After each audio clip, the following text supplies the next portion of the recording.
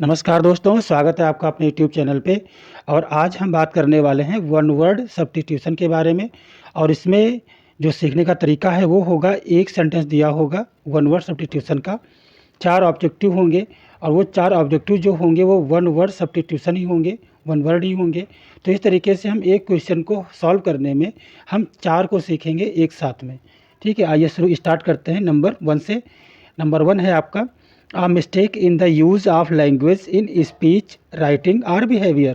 इसका मतलब ये हुआ कि ये पूछ रहा है कि यूज़ ऑफ लैंग्वेज, आप जब कोई भाषा यूज़ करते हैं तो उसमें एक गलती हो जाती है। ठीक है, और वो भाषा किस चीज़ की, स्पीच की है या राइटिंग की है या बिहेवियर की है।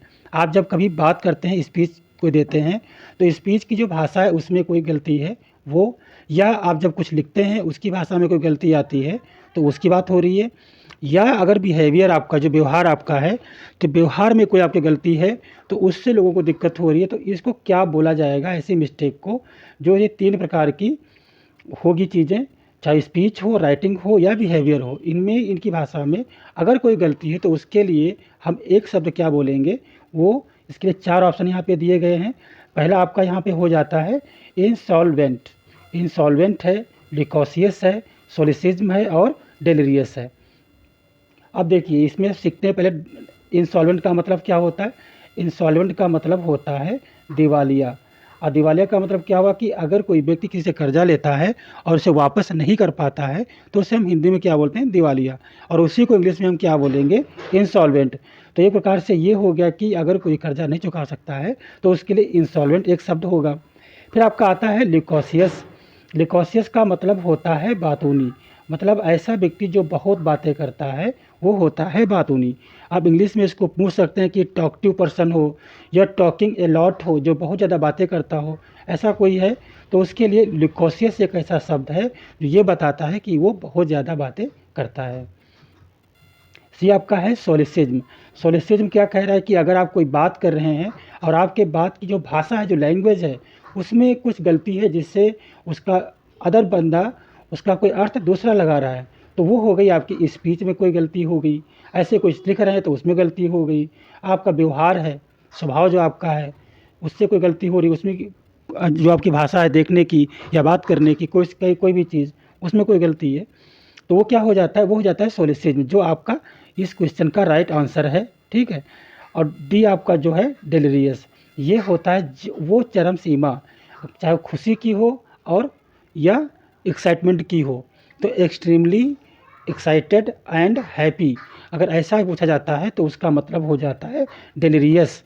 तो डेलिरियस का मतलब क्या हुआ कि बहुत ज़्यादा खुशी या उत्साही कह सकते हो या उसे अति प्रसन्न कह सकते हो, तो ये होगा उसके डेलिरियस शब्द होगा।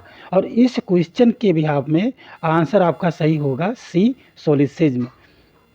तो इस प्रकार से आपके 4 शब्दों के पता चल गए कि ये 4 हमारे वन वर्ड सब्स्टिट्यूशन रेडी हो गए। अब इनमें जो लिकोसियस है, सोलिसिज्म है और डेलिरियस है, इनके किस प्रकार से वर्डिंग आती है जिसका हम एग्ज़ाम में अपने उसका हम टिक करेंगे सही आंसर। तो एक बार उसकी लैंग्वेज देख लेते हैं। पहला वाला जो सोलिसिज्म है ये तो आप देख ही चुके हैं कि a mistake in use of language in speech, behaviour और राइटिंग। इनमें से या तो ये दिया होगा या तो ये दिया होगा या तो आपका राइटिंग दिया होगा या तो ये तीनों दिए होंगे। तब उसका अर्थ हमें क्या करना है, सोलिसिज्म टिक करना है। अगर पूछता है एक्सट्रीमली एक्साइटेड एंड हैप्पी, ये आ जाता है, तब हमें डेलिरियस टिक करना है कि अति प्रसन्न या अति खुशी जो भी होती है। फिर आपका है इंसॉल्वेंट, जिसमें लिखा है one who is unable to pay one's डेब्ट। कोई एक बंदा जो अपना कर्जा चुका नहीं सकता, अयोग्य होता है चुकाने में, तो उसके लिए हम क्या करते हैं, इंसॉल्वेंट, जिसका मतलब होता है दिवालिया। तो ये हो गया। फिर आपका लिकोसियस है, जो टॉकिंग ए लॉट या टॉकटिव। अगर ऐसा पूछा जाता है तब उसका आंसर हमारा क्या होगा, लिकोसियस होगा। देखिए वन वर्ड सब्स्टिट्यूशन में कभी कभी हमें इन चीज़ों की मीनिंग पता होती है, बट जिस भाषा में पूछा जाता है वो चीज़ हमें नहीं आ रही होती है, तो वर्डिंग को समझना बहुत ज़रूरी है, क्योंकि जब वर्डिंग समझ में आएगी तभी आप उसका जो आंसर है वो करेक्टली आप दे सकते हैं। चलिए बढ़ते हैं क्वेश्चन नंबर 2 की तरफ। क्वेश्चन नंबर 2 आपका है, the time when two people have a romantic relationship before they get married. इसका मतलब ये हुआ कि द टाइम, एक समय व्हेन जब two peoples have a romantic relationship, जब दो व्यक्ति आपस में उनका रोमांटिक रिलेशनशिप है। Before they get married, before they get मतलब दे गेट मैरिड, उनकी शादी होने के पहले अगर कोई उनके बीच में कोई रोमांटिक रिलेशनशिप है तो उसके लिए एक वर्ड क्या होगा। तो आपके ऑप्शंस हैं कोर्टशिप, एक्सप्लेनेड, फेस स्माइल और सपियोना। ये आपके 4 सेंटेंस दिए गए हैं। अब हम पहला जो है कोर्टशिप, इसका देख लेते हैं। तो कोर्टशिप का जो मतलब है वो होता है प्रणय या निवेदन। इसका मतलब ये हो गया कि जो रोमांटिक रिलेशनशिप है शादी के पहले वाला, उसको हम क्या बोलते हैं, कोर्टशिप बोलते हैं। ठीक है, तो ये लिव इन रिलेशनशिप आप भी कह सकते हो उसे। तो ये कोर्टशिप और लिव इन रिलेशनशिप जो है वो इसका आंसर हो गया। तो यही आपका राइट आंसर है ए। तो आपका राइट आंसर क्या हो गया, ए हो गया। अब बात करते हैं इस प्लेनेट की। इस प्लेनेट का मतलब क्या होता है। तो जो इस प्लेनेट है उसका मतलब हुआ एक तरीके से, कहाँ गया, हाँ जी, सॉरी, शो नहीं हो रहा था। हाँ, हम बात कर रहे थे इस प्लेनेट। अब इस प्लेनेट का जो मतलब हुआ, इस प्लेनेट एक ऐसा एरिया होता है जो टहलने के काम आता है। जैसे मान लो यहाँ पे कोई नदी बनी हुई है, नदी है, समुद्र का एरिया है, तो उसके बगल में जो रास्ता होता है जो घूमने के लिए होता है, ठीक है, ओपन एरिया फॉर वॉकिंग, तो उसे हम बोलते हैं इस प्लेनेट। ठीक है, ये आपको समझ में आ गया। फिर आपका जो दूसरा, जो आपका तीसरा है, ये है फेसिस स्माइल। इसका मतलब ये होता है an exact copy of something. तो इसका मतलब ये हुआ कि किसी चीज़ की जो कॉपी है बिल्कुल उसी तरीके से हो जैसा कि आपके सामने दिया गया है। तो इसका मतलब ये हो गया कि एक तरीके की फ़ोटोकॉपी हो या फैक्स हो या उस तरीके की पूरा जो ज़ेरॉक्स कॉपी होती है, तो उसको ज़ेरॉक्स कॉपी के रूप में हम फेसिस स्माइल को यूज़ करते हैं। तो इसको आप याद करने के लिए फ़ोटोकॉपी आप याद रख सकते हैं कि फ़ोटोकॉपी का मतलब होता है फेसिस स्माइल, चाहे ज़ेरॉक्स हो, और जो पूछा जाएगा वो an exact copy of something ऐसे लिखा होगा, तब आपका आंसर होगा फेसिस स्माइल। अब बात करते हैं लास्ट की, जो लिखा है सपियोना। सपियोना का मतलब ये होता है कि a written order to attend, a written order to attend court as a witness to give the evidence. मतलब ये हुआ कि किसी चीज़ का जो आपका एक तरीके से सम्मन दिया जाता है। ठीक है, तो सम्मन जो है ये हो गया कि कोर्ट के द्वारा अगर कोई आदेश दिया जाता है तो वो होता है हमारा सपियोना। तो सम्मन हो गया इसका मतलब। फेस स्माइल हो गया फ़ोटोकॉपी। एक्सप्लेनेड हो गया कि वाइड एरिया फॉर वॉकिंग। ठीक है, कोर्टशिप हो गया कि लिव इन रिलेशनशिप का जो मतलब होता है वो हो गया आपका कोर्टशिप। ठीक है, इसके बारे में थोड़ा सा वर्डिंग यहाँ पे रही। वर्डिंग देखिए, इसकी कोर्टशिप की तो वर्डिंग आप पढ़ ही चुके हैं, the time when two people have a romantic relationship before they get married. ऐसा रिलेशनशिप जो शादी के पहले होता है उस समय को हम क्या कहते हैं, वो होता है कोर्टशिप। सपियोना की बात करते हैं तो a written order to attend court as a witness to give evidence. तो सम्मन बोलते हैं उसे, अदालत में पेश होने का आदेश भी बोलते हैं। तो ये हो गया हमारा सपियोना, मतलब सम्मन टाइप का जो आता है कि रिटन ऑर्डर आता है टू अटेंड कोर्ट, की कोर्ट में उपस्थित हो, एज अ विटनेस या गवाह के रूप में, टू गिव एविडेंस सबूत देने के लिए। फिर स्माइल के लिए वर्डिंग आती है आ एग्जैक्ट कॉपी ऑफ समथिंग। अगर ऐसा लिखा है, फिर स्माइल लिखा हुआ है तो ये आंसर उसका होगा, जीरोक्स लिखा हुआ तो वो उसका आंसर होगा, फोटो कॉपी लिखा होगा तो वो उसका आंसर होगा। और एक्सप्लेनर अगर लिखा हो, ये आंसर तब होगा जब आपका क्वेश्चन में पूछा जाएगा a level area of open ground, एक ऐसा एरिया जो ओपन ग्राउंड में है, in a town for people to walk along. मतलब वो केवल टहलने के लिए होगा एक साथ में लोगों का, जो शहरी क्षेत्र में होगा। Often by the sea or a river, जो किसके पास में होगा, समुद्र के पास में होगा या किसी नदी के पास में होगा। तो जो ऐसा जो किनारा होता है, जो एरिया होता है, उसे हम क्या बोलेंगे, इस प्लेनेट बोलेंगे। इस तरीके से यहाँ पर आपके 4 और रेडी हो जाते हैं। क्वेश्चन नंबर 3 है यहाँ पे आपका, the fact of being extremely unwilling to spend money.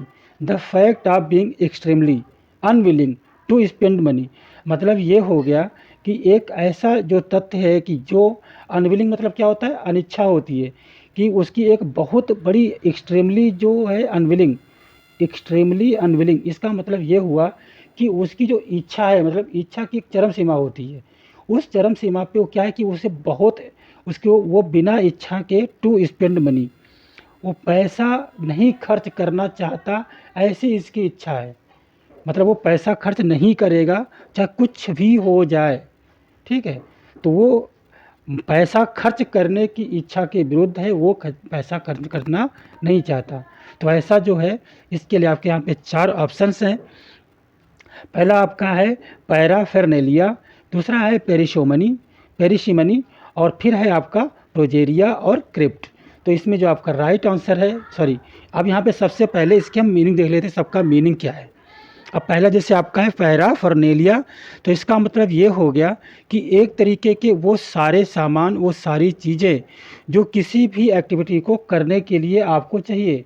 जैसे मान लीजिए कि आपको अपने घर पे एक अपना पढ़ने के लिए आपको रूम सेटअप करना है, तो जो जो सामान आपको चाहिए उस रूम सेटअप के लिए, चाहे वो टेबल हो पढ़ने की, आपका जो पेन लगाने का होता है केस वो होना चाहिए, लैपटॉप के लिए होना चाहिए, चेयर होनी चाहिए, स्टूल होना चाहिए, जो भी आपको अपने पढ़ाई के रूम के लिए, स्टडी टेबल के लिए चाहिए, कुछ बुक्स के लिए चाहिए, अलमीरा वगैरह। तो ये जो पूरा सेटअप है, जो पूरा सामान है, अगर इसकी एक साथ की हम बात करें, जिसे हम कह सकते हैं साजो सामान, ठीक है। तो उसके जो साजो सामान होता है या उपकरण या सामग्री की हम बात कर सकते हैं कि अगर ऐसी कोई चीज़ें हों तो उसे हम बोलते हैं पैराफरनेलिया। और पेरिशिमनी का मतलब यही होता है the fact of being extremely unwilling to spend money.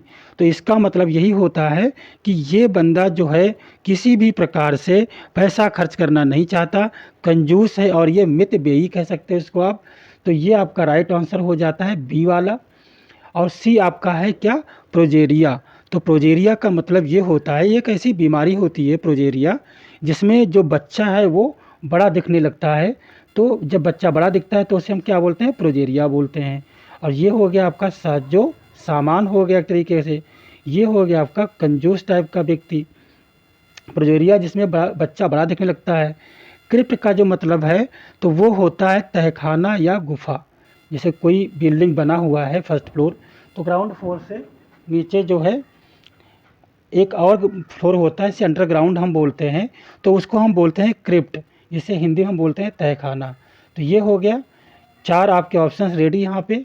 और इसके साथ में अगर इसकी हम वर्डिंग देख लेते हैं, तो वर्डिंग इसकी, क्रिप्ट अगर पूछा जाता है आपका, तो क्रिप्ट में अगर पूछते हैं तो उसमें क्या होगा, a room under the floor of a church using specially in the past as a place for burying people. क्या होता था, जो पहले की भी गुफा चर्च होते थे, उनके चर्च के नीचे एक लोगों को दफनाने की जगह होती थी, उसे बोलते हैं क्रिप्ट। और दूसरा जो आपका जो पेरिशोमनी है, वो आप पढ़ चुके हैं, पेरिशोमनी मितव्ययिता जो होती है, the fact of being extremely unwilling to spend money, एक ऐसी इच्छा उसकी होती है कि पैसा खर्च करने के प्रति उसकी बहुत मतलब अनिच्छा होती है कि नहीं, पैसा नहीं खर्च करेंगे हम। पैराफर्नेलिया होता है a large number of object, मतलब जो बहुत सारे सामान हैं, उनके बहुत सारा संख्या में सामान। आर पर्सनल पोजेशन, या तो पर्सनल जो चीज़ें हैं वो कुछ होती हैं। स्पेशली द इक्विपमेंट, स्पेशली विशेष रूप से ऐसे यंत्र, ऐसे सामान, that you need for a particular activity, जो किसी एक काम को करने में आपको जो सामान चाहिए होता है, कोई यंत्र चाहिए होते हैं, उसे हम क्या बोलते हैं, पैराफर्नेलिया। प्रोजेरिया में वर्डिंग आएगी a disease that make a boy look very old and causes a very early death. A disease that, एक बीमारी, दैट मेक अ बॉय, एक जो लड़के को बनाती है, लुक वेरी ओल्ड, बहुत बड़ा, causes a very early death, जिसका कारण क्या होता है कि उसकी पहले ही डेथ हो जाती है। जैसे अमिताभ बच्चन की पा फिल्म आई थी, तो पा फिल्म में क्या दिखाया गया था कि इसको प्लेजेरिया बीमारी हुई थी। तो ये आपको इतना ध्यान में रखना है, ठीक है। बढ़ते हैं क्वेश्चन नंबर 4 की तरफ। क्वेश्चन नंबर 4 है the state of being separated from one's husband और वाइफ एंड लिविंग सिंगली। कोई पति पत्नी है, वो अलग रह रहे हैं, सिंगल, तो उसके लिए एक इसमें से वर्ड कौन सा होगा जो परफेक्ट होगा। आपके ऑप्शंस हैं स्पेड्रिल, स्ट्रेंजमेंट, जुडिशरी और जुरिडिक्शन। ये 4 वर्ड हैं। जो स्पेड्रिल का मतलब ये हुआ कि एक जूता होता है जिसका जो बेस होता है वो रस्सी का बना होता है, उसे हम बोलते हैं स्पेड्रिल। मान लीजिए कि जूता है जिसका तलवा है, बॉटम, वो बना हुआ है रस्सी का पूरा, तो उससे हम बोलते हैं स्पेड्रिल। और स्ट्रेंजमेंट होता है डाइवर्स। तो यहाँ पे जो ये ऑप्शन है आपका ए है कि वो अकेला या अकेली महिला या अकेला पुरुष कोई रह रहा है आफ्टर डाइवर्स, तो उस सिचुएशन को हम क्या बोलेंगे, इस्ट्रेंजमेंट बोलेंगे, कि उनका अलगाव हो चुका है। आपका सी ऑप्शन है जुडिशरी। जुडिशरी का मतलब होता है न्याय व्यवस्था, तो ये हो गया न्यायालय। और जुरिस्डिक्शन का मतलब होता है अधिकार क्षेत्र, कोई जो न्यायपालिका है उसका किस एरिया तक उसका अधिकार है, वो होता है जुरिस्डिक्शन। तो एक तरीके से देखा जाए कि ये तो हो गया जूते का बेस, इस्ट्रेंजमेंट हो गया डाइवर्स वाला, और जुरिस्डिक्शन हो गया एक न्याय व्यवस्था, और जुडिशरी हो गया न्याय व्यवस्था, और जुरिस्डिक्शन हो गया उस न्याय जो एक न्यायालय है उसका अधिकार क्षेत्र कितना है।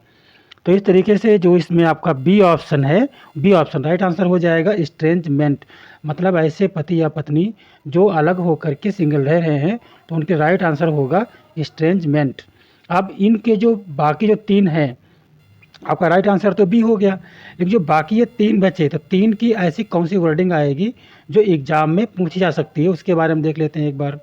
अब देखिए यहाँ पे जो पहला आपका लिखा हुआ है वो लिखा हुआ है स्पैड्रिल। स्पैड्रिल का मतलब हुआ a light shoe made of strong cloth with a sole made of rope. इसका मतलब ये हुआ कि अ लाइट शू एक हल्का सा जूता होता है, मेड ऑफ स्ट्रॉन्ग क्लॉथ जो एक मजबूत कपड़े से बना होता है, with a sole made of rope जो उसका सोल होता है वो रस्सी का बना होता है, तो उसे हम क्या बोलेंगे, स्पैड्रिल। और स्ट्रेंजमेंट आप पढ़ चुके हैं। अब बात करते हैं जुरिस्डिक्शन की।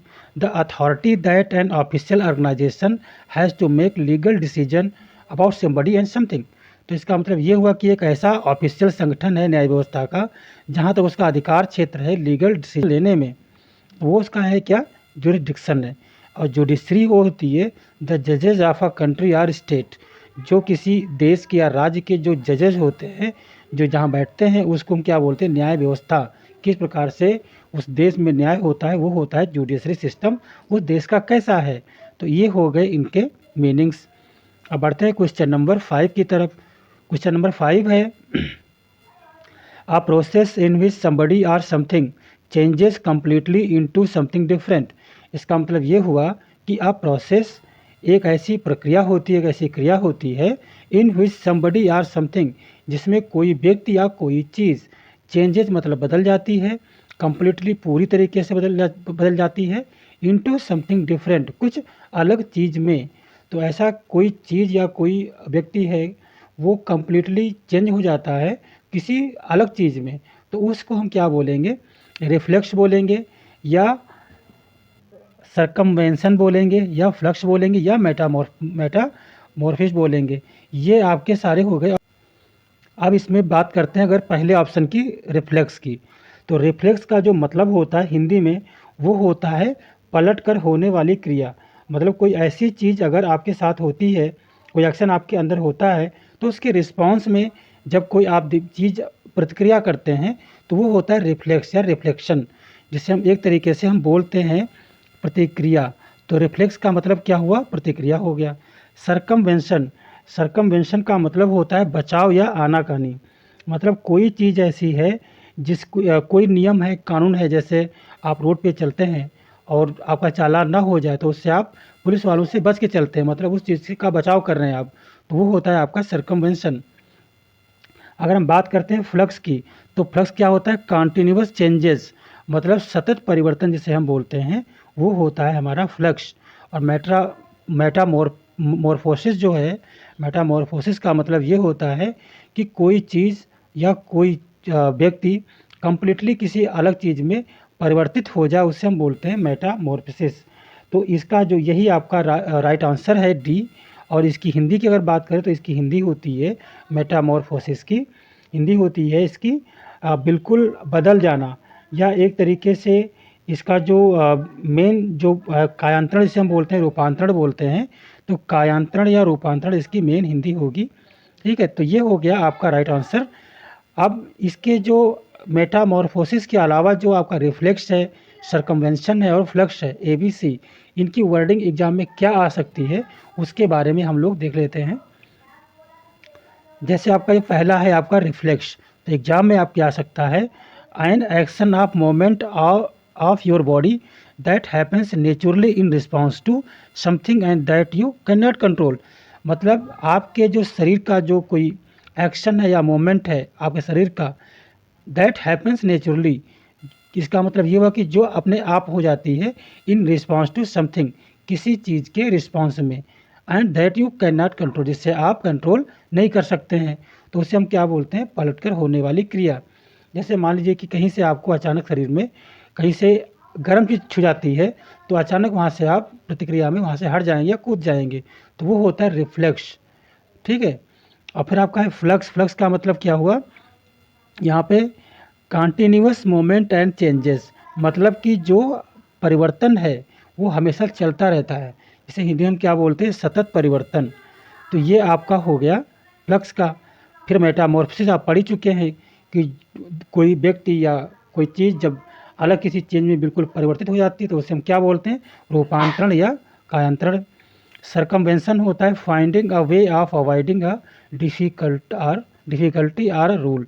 फाइंडिंग वे ऑफ अवॉइडिंग, इसका मतलब ये हुआ कि कोई रास्ता बचने का ढूंढना, और डिफ़िकल्ट आर या रूल, कोई कठिनाई है, डिफ़िकल्टी है, या कोई नियम है, कठिनाई या नियम से बचने के जो रास्ते खोजना, उसे हम बोलते हैं सरकमवेंशन। तो इस प्रकार से आप देखते हैं कि आपके एक साथ में चारों ऑप्शन तैयार हो गए। रिफ्लेक्स प्रतिक्रिया में आप कह सकते हैं कि जब प्रतिक्रिया होती तो उसे रिफ्लेक्स बोलते हैं। कंटीन्यूअस परिवर्तन की बात होती तो हम उसे फ्लक्स बोलते हैं। कोई कायांतरण या रूपांतरण होता है जब कोई चीज़ किसी अलग चीज़ में परिवर्तित होकर बन जाती है, किसी और का रूप ले लेती है, तब उसे हम बोलते हैं मेटामॉर्फोसिस। सरकमवेंशन होता है जब किसी कोई कठिनाई या कोई नियम से हम बचने की बात करते हैं, बचने का रास्ता ढूंढते हैं, तो वो होता है सरकमवेंशन। क्वेश्चन नंबर 6 है, a right of advantage belonging to a particular person और a group because of their importance और सोशल पोजीशन। इसका मतलब ये हुआ कि अ राइट और एडवांटेज, या तो उसको अधिकार मिला है या उसको लाभ मिला है, belonging to a particular person, जो किसी व्यक्ति से संबंधित है या किसी ग्रुप से, समूह से संबंधित है, because of their importance or social position, या तो उसकी इतनी ज़्यादा महत्वपूर्ण है, वो बहुत ज़रूरी है, या उसकी समाज में ऐसी कोई पोजीशन है जिसकी वजह से उसको अधिकार मिला हुआ है बहुत ज़्यादा। तो यहाँ पे आज जो आपके ऑप्शंस हैं वो है आपका पहला एडिफिस, और दूसरा है आपका प्रोगेटिव भी बोलते हैं इसको है, और आपका है पेकाडिलो और पैलेस। तो यहाँ पर अगर हम सारे ऑप्शन की बात करें तो जो एडिफिस होता है उसका मतलब होता है एक भव्य इमारत कह सकते हैं, और लार्ज इम्प्रेसिव बिल्डिंग जिसको हम बोलते हैं, वो हमारा होता है एडिफिस की, या एक बिल्डिंग कितनी भव्य बनी हुई या भव्य समारोह है, तो उससे हम जो भव्य की बात होती है, जो एक तरीके से बहुत ही ज़्यादा सुंदर और विशाल होती है, एक तरीके से चरम जो ब्यूटीफुलनेस होती है, उससे हम बोलते हैं एडिफिस। और जो प्रोग्रेटिव होता है वही वो क्या है कि इसका जो आंसर है or right or advantage belonging to a particular person or a group, मतलब जो उसको एक अधिकार मिलता है ऐसा जिसे हम विशेषाधिकार बोलते हैं। तो अगर इसकी हम बात करते हैं कि प्रोग्रेटिव का मतलब क्या हुआ, तो प्रेरोगेटिव का मतलब हुआ विशेषाधिकार। एक तरीके से कोई ग्रुप हो या कोई और चीज़ हो, एक पर्सन हो या ग्रुप हो, उसको समाज की इम्पोर्टेंस या समाज में जो पोजीशन मिली है तो उसको कुछ अलग करने का एक चीज़ें उसके पास अधिकार क्षेत्र है उसके, तो उसे हम क्या बोलते हैं कि उस व्यक्ति को विशेषाधिकार मिला हुआ है। जैसे मान लीजिए कि सोशल पोजीशन की अगर बात करते हैं, गांव में प्रधान होता है और शहरों में पार्षद होता है, विधायक या सांसद होता है, तो उनको उस एरिया में करने का कुछ विशेष अधिकार प्राप्त होते हैं, तो उससे हम बोलते हैं प्रेरोगेटिव। फिर आपका सी ऑप्शन है पेकॉडिलो। तो पेकॉडिलो का मतलब होता है एक तरीके से अगर देखा जाए तो ये होती है एक चूक या साधारण अपराध, जो छोटी सी मिस्टेक होती है उसे हम बोलते हैं पेकॉडिलो। जैसे small unimportant things that somebody does wrong, मतलब कोई ऐसी चीज़ छोटी सी हो जो बंदे से गलती हो जाती है और उसका कोई ज़्यादा प्रभाव इम्पैक्ट गलत नहीं पड़ता, वो होता है पैलेस। का मतलब आपको पता है कि जो राजाओं के किले होते हैं, महल होते हैं, वो पैलेस होते हैं।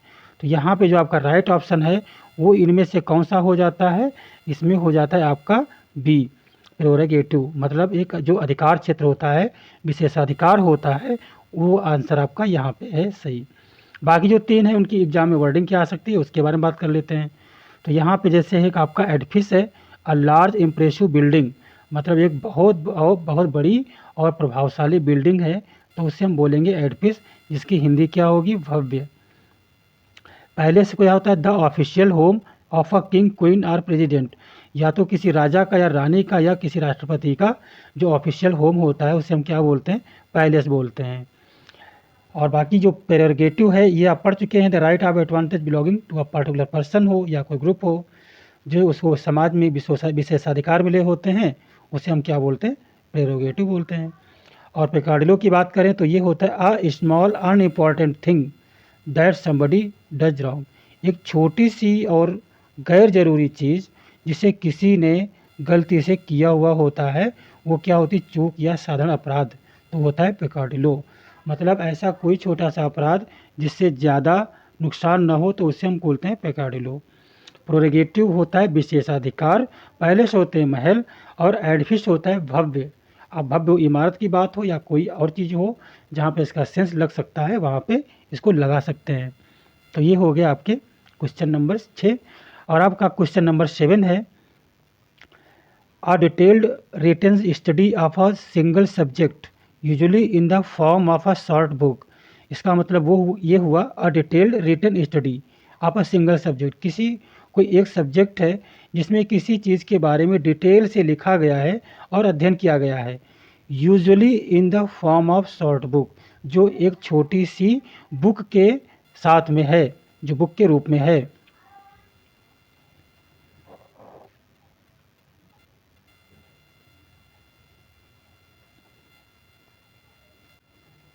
जी जी, यहाँ पे आपके 4 ऑप्शन दिए हुए हैं। एक आपका मेरिटोक्रेसी है, फिर आपका पॉलीफोनी है, और मोनोग्राफ है, और स्नोबरी है। तो बारी बारी से इसके बारे में पढ़ लेते हैं। जैसे आपका है ये मेरिटोक्रेसी, तो मेरिटोक्रेसी का मतलब ये हुआ कि कोई देश या जो समाज होता है तो उसमें कुछ लोग ऐसे होते हैं जिनके पास बहुत ज़्यादा पावर होता है या पैसा होता है उनकी योग्यता के अकॉर्डिंग, तो उसे हम क्या बोलते हैं, उसे हम बोलते हैं बुद्धिजीवी तंत्र। मतलब वो अपने बुद्धि के हिसाब से उस देश के शासन को चलाते हैं, तो वो हमारा हो जाता है बुद्धिजीवी। तो बुद्धिजीवी तंत्र जो होता है उसे हम बोलते हैं meritocracy. A country or a social system where people get power और money on the basis of the ability. अगर ऐसा कोई तंत्र है किसी देश का जहाँ पर कोई अपनी बुद्धि के हिसाब से योग्यता पाता है या पावर पाता है, तो उसे हम बोलते हैं मेरिटोक्रेसी। बात करते हैं पॉलीफोनी की। तो जो पॉलीफोनी है इसमें क्या होता है कि बहुत तरीके के जो स्वर होते हैं, ठीक है, जैसे आपके जो म्यूजिकल सिस्टम होते हैं उसमें बहुत तरीके के पैटर्न में अलग अलग स्वर होते हैं, तो उनको हम क्या बोलते हैं, विविध स्वर बोलें या अलग अलग चीज़ें हम जो है स्वर का मिक्सचर बोलें, तो वो हो जाता है पॉलीफोनी। मतलब बहुत तरीके के जो स्वर एक साथ आते हैं उनको हम बोलते हैं पॉलीफोनी। मोनोग्राफ वो होता है जो एक चीज़ पे बहुत तरीके से सोच समझ के अध्ययन करके लिखा गया होता है, उसे हम बोलते हैं मोनोग्राफ।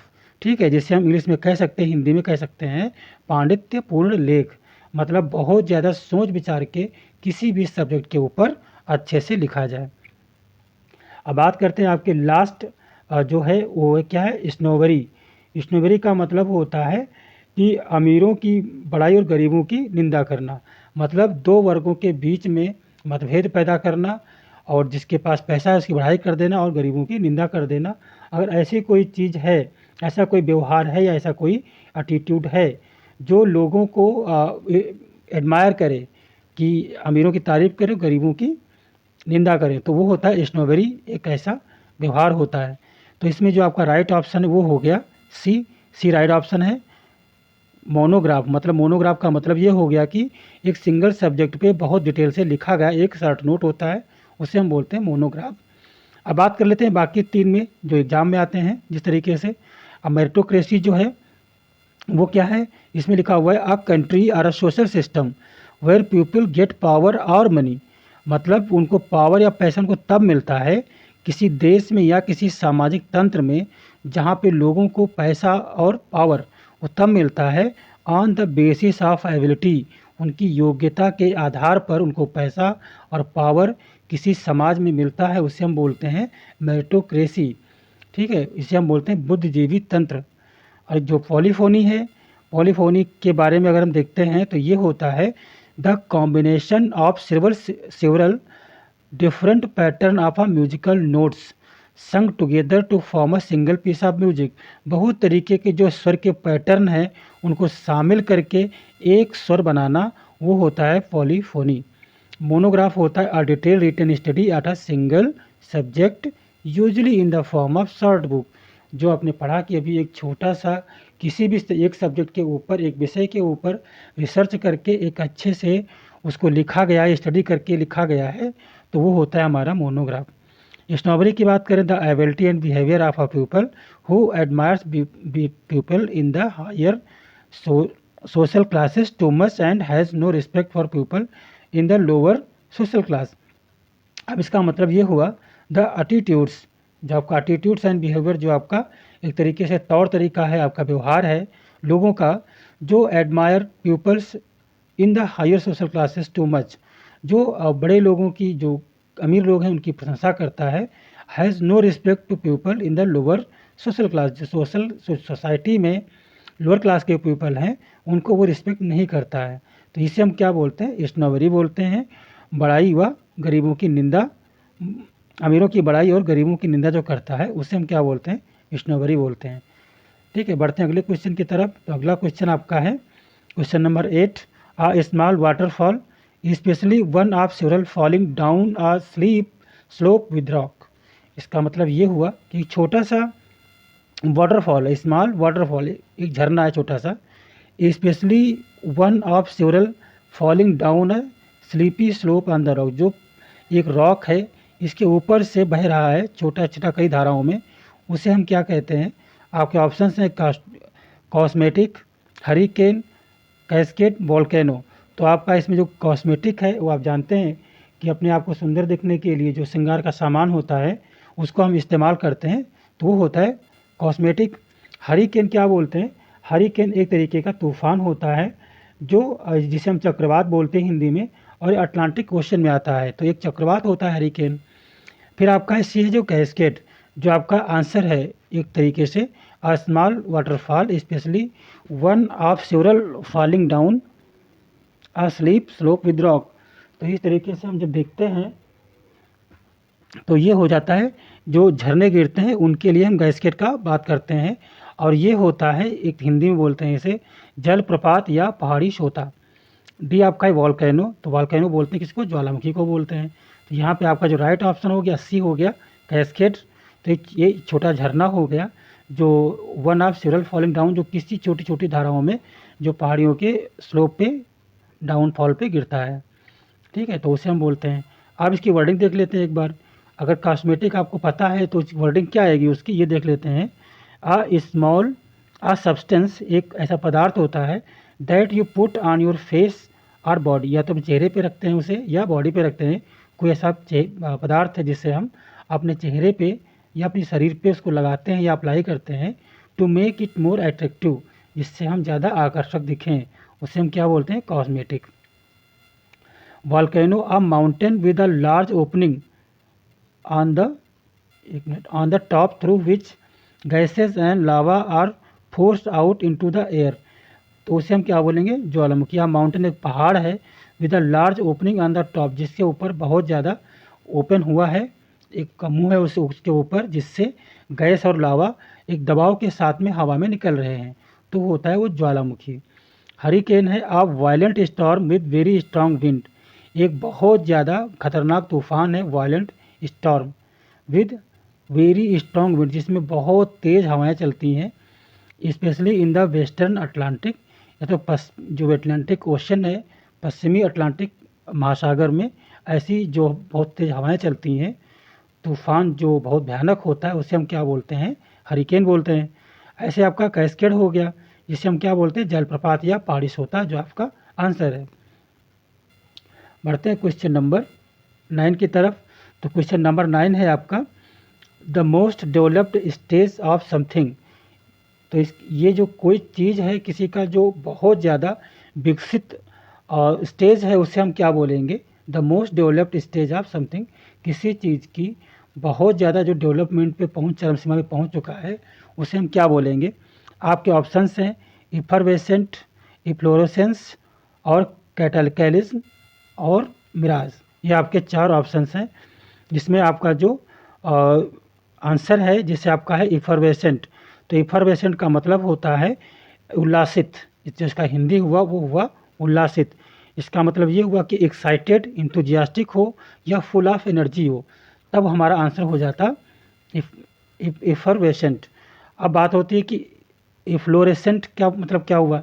इफ्लोरेसेंस का जो मतलब हुआ वो होता है, हिंदी में इसको बोलते हैं पुष्पित या पूर्ण विकसित अवस्था में। जो आपका आंसर है the most developed stage of something, मतलब हो गया पूर्ण विकसित। ठीक है, जिसे हम क्या था मोस्ट डेवलप्ड, तो ये हो गया पूर्ण विकसित, और यही आपका हो गया आंसर बी आपका आंसर है क्वेश्चन नंबर 9 का, the most developed stage of something, जिसे हम बोलते हैं पूर्ण विकसित। फिर आपका सी ऑप्शन है कैटाकैलिज्म। तो जो कैटाकैलिज्म है उसको हम बोलते हैं एक तरीके से हिंदी में बोलते हैं इसे आपदा। तो अगर हम आपदा की बात करते हैं तो वो होता है कैटाकैलिज्म, जिसमें बहुत कोई बाढ़ हो, कोई आपदा आई है, कोई डिजास्टर आया है, तब उससे हम बोलते हैं आपदा, और उसका जो एक वर्ड है वो होता है कैटाकैलिज्म। अब बात आती है मिराज की। तो मिराज का मतलब क्या होता है, एक नज़र का धोखा होता है, जिसे हम हिंदी में क्या बोलते हैं मृग तृष्णा बोलते हैं।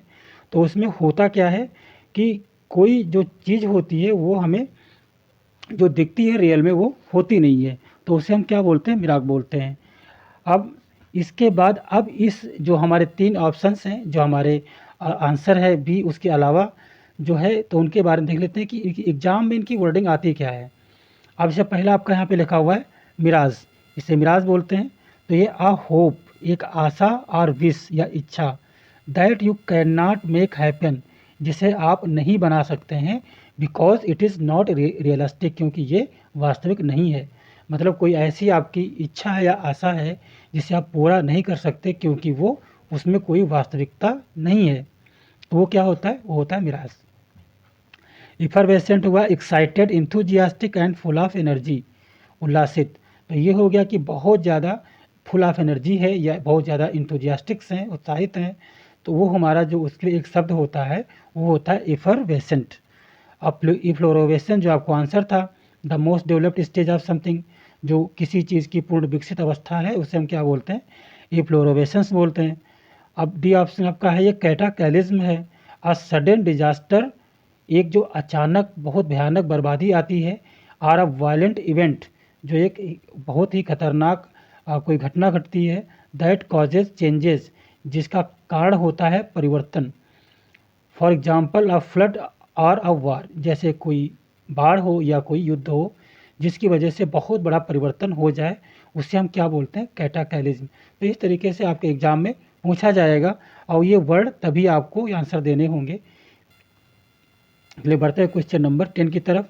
तो क्वेश्चन नंबर 10 है speech or writing that is intended to influence people but that is not completely honest और अ सिंसियर। तो इसका आंसर जो हो गया रेटिक हो गया, यहाँ पे लिख भी गया है। तो इसका मतलब क्या हुआ, स्पीच आर राइटिंग, या तो कोई स्पीच है या कोई लेख है आपका, that is intended to influence people, जो इस उद्देश्य के साथ लिखी गई है कि जिससे लोग प्रभावित हों, but that is not completely honest और सिंसियर, लेकिन उसमें कोई ईमानदारी या सिंसियरिटी नहीं रखी गई है।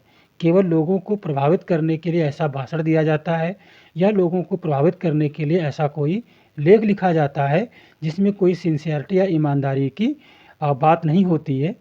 तो उसे हम क्या बोलेंगे, इसके लिए आपके 4 ऑप्शंस दिए गए हैं। एक आपका है कोकाफोनी, दूसरा आपका है जेरंटोलॉजिस्ट, फिर आपका रेटरिक है, और फिर आपका ओरेशन है। अब इसमें हम सबसे पहले बात करते हैं इसके आंसर की।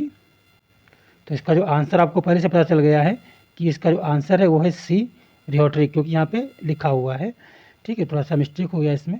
तो रेटरिक क्या होता है कि रेटरिक वो चीज़ हुई जो लोगों को प्रभावित करने के लिए लिखी गई है, ठीक है, यह बोला गया है, लेकिन उसमें कोई ईमानदारी या कोई सच्चाई नहीं है। ठीक है, बात करते हैं ऑप्शन ए की, कोकाफोनी का मतलब क्या हुआ। तो कोकाफोनी का मतलब हुआ जो कर्कश आवाज़ों का मिश्रण होता है, जो बहुत सारी कर्कश आवाज़ें होती हैं, उसको हम बोलते हैं कोकाफोनी। अब बात होती है बी ऑप्शन की, जेरंटोलॉजिस्ट। तो जो जेरंटोलॉजिस्ट होता है उसका मतलब हुआ कि ऐसी विज्ञान जो केवल वृद्धावस्था का अध्ययन करती है, ठीक है, जिसमें ऐसी कोई साइंस है या ऐसा कोई अध्ययन है जो बूढ़ी एज का या जो वृद्ध एज का, ओल्ड एज का स्टडी करती है, उसे हम बोलते हैं जेरोंटोलॉजिस्ट, ठीक है। रियोट्रिक आपको पता चल ही गया कि रियोट्रिक जो है उसका मतलब क्या हुआ कि वाक्पटुता बोलते हैं इसे, या प्रभावी रूप से भाषा प्रयोग करने की क्षमता बोलते हैं। तो वाक्पटुता हम कह सकते हैं, जो वाक्पटुता है इसे हिंदी में बोलेंगे वाक्पटुता रियोट्रिक को।